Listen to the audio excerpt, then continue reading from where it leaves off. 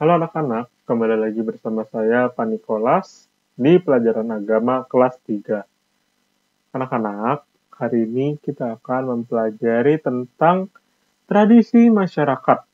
Nah, kira-kira apa sih yang kita mempelajari dari tradisi masyarakat? Yuk kita lihat. Ada 3 hal. Yang pertama, menyebutkan tradisi. Contohnya, tari-tarian, nyanyian, upacara, rumah adat yang dilakukannya. Maksudnya, tradisi yang ada di sekitar kalian nih, tarian ada di sekitar kalian, nyanyian yang ada di sekitar kalian, upacara yang ada di sekitar kalian, atau rumah adat yang ada di sekitar kalian. Lalu menceritakan tradisi dari tarian tersebut, nyanyian, upacara, rumah adat yang dilakukannya. Nanti saya akan jelaskan, ini ada di penugasan di Edmodo ya. Jadi saya harap kalian menyaksikan video ini dengan baik. Lalu menjelaskan tujuan Yesus dan keluarganya pergi ke Yerusalem. Nah, anak-anak, sebelum kita masuk ke dalam pembelajaran, ada baiknya kita berdoa dulu. Semua mengambil sikap doa yang baik. Marilah berdoa dalam nama Bapa dan Putra dan Roh Kudus. Amin. Bapa yang Maha Baik, pada hari ini kami mau belajar mengenal tradisi dalam masyarakat kami.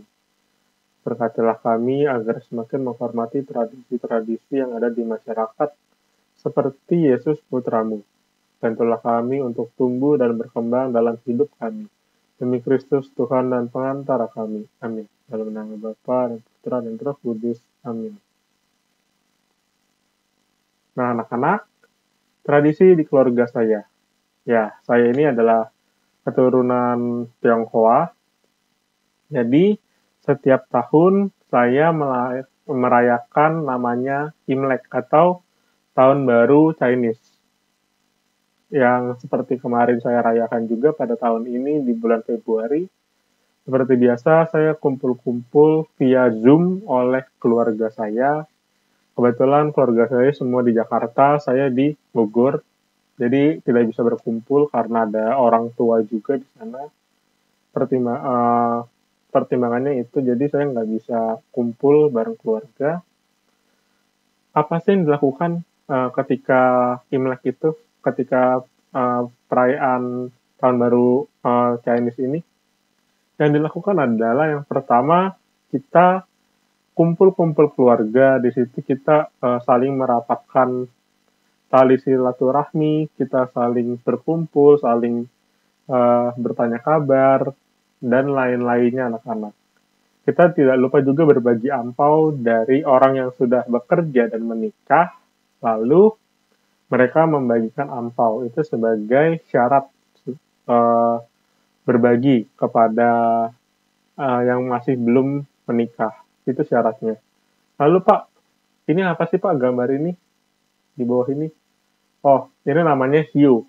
Jadi anak-anak, karena saya keturunan Chinese juga, kami beribadah menggunakan hiu, wangi-wangian dupa. Jadi ketika ada festival namanya Cengbeng, itu kami yang Chinese akan pergi ke makam orang tua, entah saudara yang sudah meninggal, ataupun leluhur saya juga yang sudah meninggal. Kami pergi ke sana. Untuk apa? Untuk mendoakan mereka. Itu festival Cengbeng. Jadi kita berkunjung ke makam kerabat kita yang sudah meninggal. Contohnya saja uh, mungkin orang tua yang sudah meninggal, tante, om, terus kakek, nenek, dan leluhur lainnya. Bisa juga kalau misalkan kita mempunyai hubungan dengan kakek, ayahnya kakek kita bisa sembahyang di sana. Kalau saya, karena ayah dari kakek saya pergi jauh di Semarang, jadi saya nggak bisa. Kebetulan keluarga saya kemarin baru merayakan Cengbeng di Bogor sini, jadi kami masih merayakan hal tersebut, masih merayakan peristiwa Cengbeng tersebut. Nah, anak-anak, di sini saya mau memberikan penugasan yang pertama, tapi ini nggak usah dicatat ya. Ini sudah ada di Edmodo, jadi hanya cukup didengarkan saja. penugasan yang pertama itu adalah, coba deh ingat-ingat tradisi yang ada di sekitar kalian atau di keluarga kalian. Diingat-ingat saja. Tradisinya seperti apa, kalian melakukan apa, diingat-ingat, nanti akan ada penugasannya di Exodus. Nah, anak-anak, Yesus juga melakukan tradisi sebagaimana dia adalah orang Yahudi. Ada 2 tradisi. Yang pertama, Yesus merayakan Paskah di Yerusalem. Seperti yang ada di buku kalian di halaman 78 dan 79. Dan yang kedua itu Yesus dipersembahkan kepada Tuhan. Nah, video ini akan menunjukkan kalian tentang Yesus diketemukan dalam bait Allah. Disaksikan ya. Yesus di bait Allah. Lukas 2 ayat 41 sampai 50. Setiap tahun orang tua Yesus pergi ke Yerusalem untuk merayakan Paskah. Ketika Yesus berumur 12 tahun, mereka pergi ke Yerusalem seperti biasa.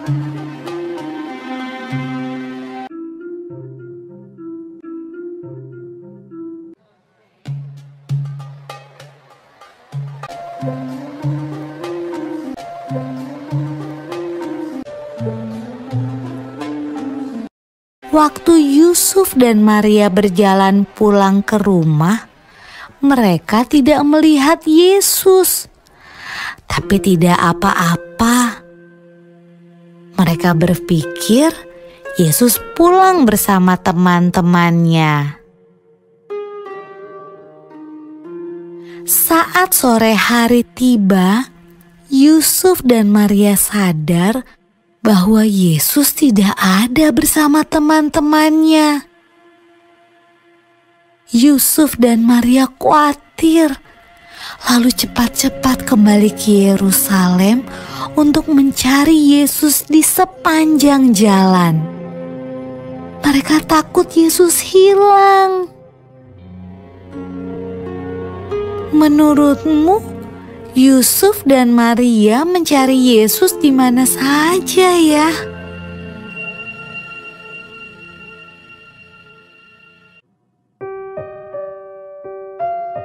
Ketika Yusuf dan Maria bertemu Yesus, ia sedang berada di bait Allah, tempat di mana orang datang untuk beribadah.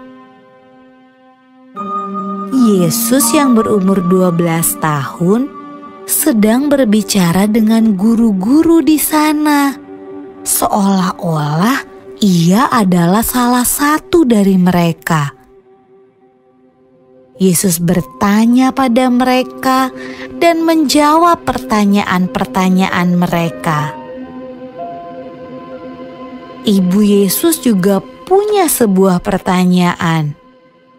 Anakku, kenapa kamu tidak ikut pulang? Kami khawatir sekali.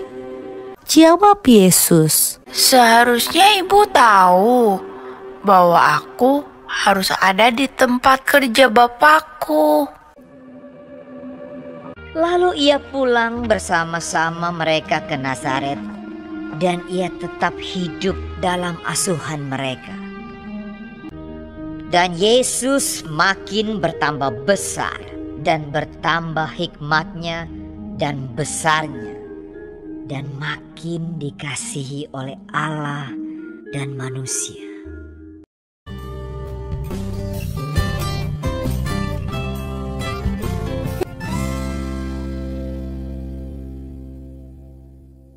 Nah, anak-anak, kalian sudah menyaksikan video itu. Jadi, sebenarnya Yesus diketemukan dalam bait Allah ini, sebelumnya Yesus merayakan Paskah bagi orang Yahudi. Orang-orang Yahudi ini pergi ke Yerusalem untuk merayakan Hari Raya Paskah. Seperti itu, anak-anak. Lalu, untuk yang kedua, Yesus dipersembahkan kepada Tuhan. Pada umur 8 hari, Yesus dipersembahkan oleh orang tuanya, yaitu Yusuf dan Bunda Maria, kepada Tuhan. Yesus disunat pada umur 8 hari, lalu dipersembahkan kepada Tuhan, sebagaimana orang-orang Yahudi biasanya. Jadi, anak-anak sulung itu harus dipersembahkan kepada Tuhan. Lalu, Santo Yusuf memberikan persembahan, yakni sepasang burung tekukur. Karena di dalam Lukas ini, Lukas 2 ayat 21-24, dituliskan, dan untuk mempersembahkan korban menurut apa yang difirmankan dalam hukum Tuhan, yaitu sepasang burung tekukur atau 2 anak burung merpati. Jadi, persembahan lainnya adalah sepasang burung tekukur atau 2 ekor burung merpati. Seperti itu anak-anak. Persembahan kepada Tuhan. Gitu. Lalu kita lanjut ke rangkuman. Rangkuman lebih lengkapnya kalian bisa baca di buku paket kalian halaman 81 sampai dengan 82. Saya hanya sekilas saja. Tradisi. Tradisi adalah kebiasaan yang dilakukan sekelompok orang atau masyarakat tertentu sejak zaman dahulu. Dilakukan berulang-ulang dalam waktu lama, dan itu merupakan warisan turun-temurun. Setiap daerah memiliki tradisi yang berbeda-beda. Semua tradisi yang kita miliki merupakan kekayaan bangsa yang sangat membanggakan. Dan semua itu merupakan anugerah dari Allah. Jadi, setiap daerah, jangankan setiap daerah, setiap keluarga punya tradisinya masing-masing. Itulah yang membuat kita berbeda. Nah, anak-anak, setiap bangsa, setiap negara itu memiliki tradisi masing-masing.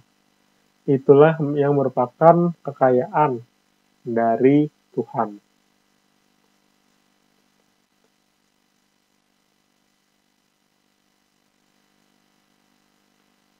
Nah, tradisi dan kekayaan tersebut haruslah kita jaga, kita lestarikan, kita hormati.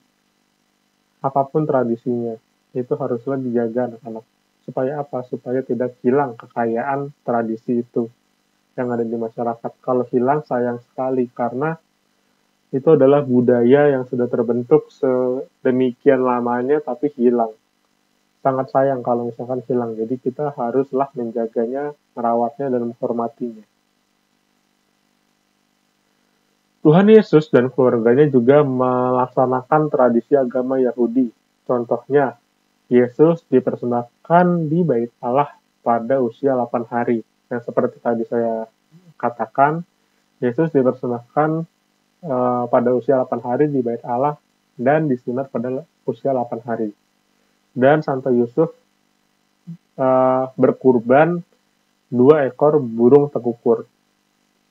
Setiap tahun, orang Yahudi pergi ke Yerusalem untuk merayakan Paskah. Yesus dan keluarganya juga pergi ke Yerusalem untuk merayakan Paskah. Seperti yang tadi saya sudah bilang, orang Yahudi itu pergi ke Yerusalem untuk merayakan Paskah setiap tahun. Yesus pun juga, Yesus dan keluarganya pergi ke Yerusalem untuk merayakan Paskah setiap tahun. Di Indonesia itu ada 6 agama, yaitu Katolik, Kristen, Hindu, Buddha, Konghucu, dan Muslim. Walaupun berbeda-beda, tentu kita harus saling menghargai. Rasa toleransi harus dijaga agar sesama makhluk dapat hidup rukun. Ini penting anak-anak. Kita mau sepinter apapun, sehebat apapun, kalau tidak punya rasa toleransi, kita nol. Kita bukanlah apa-apa. Rasa toleransi itu penting untuk kita jaga. Karena kita jangan terlalu mementingkan kepintaran. Tapi yang kita lebih pentingkan adalah sopan santun kita, keramahan kita, sikap kita, lalu pemikiran kita itu yang jauh lebih penting daripada kepintaran kita. Kepintaran itu bisa diasah anak-anak. Tapi soal rasa kita, soal perilaku kita, soal semua yang ada di dalam diri kita, di dalam hati kita, itulah yang akan selama-lamanya bersama-sama dengan kita. Kalau kita sudah baik, menjadi orang baik, orang-orang akan senang kepada kita. Kalau kita hanya pintar, tapi tidak baik, itu bahaya. Kalau kita baik, tapi kurang pintar juga bahaya. Jadi, kedua ini harus seimbang. Tapi kalau saya disuruh lebih pilih jadi orang pintar atau jadi orang baik, saya akan menjadi orang baik. Karena kita sudah berbuat baik, tapi kalau kita disalahgunakan kebaikan kita, ya kita tidak berbuat dosa, tapi dialah yang berbuat dosa. Malah itu adalah pahala untuk kita. Seperti itu anak-anak. Sebagai murid Yesus, kita diajarkan untuk saling memperhatikan, saling mengasihi, saling menjaga agar hidup bahagia dan sejahtera.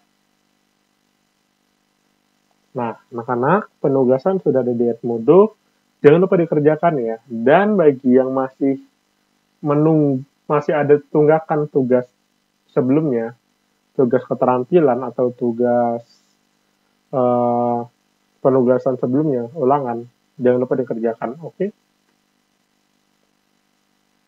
Sekarang kita sudah sampai pada doa penutup, semuanya mengambil sikap doa yang baik. Marilah kita berdoa dalam nama Bapa dan Putra dan Roh Kudus. Amin. Allah Bapa yang Maha Baik, terima kasih atas bimbingan-Mu pada hari ini. Hari ini kami belajar untuk saling menghormati dan melestarikan tradisi. Semoga kami sungguh-sungguh mampu melaksanakan dalam hidup sehari-hari. Demi Kristus, Tuhan dan pengantara kami. Amin. Dalam nama Bapa dan Putra dan Roh Kudus. Amin. Sampai jumpa semuanya. Dadah.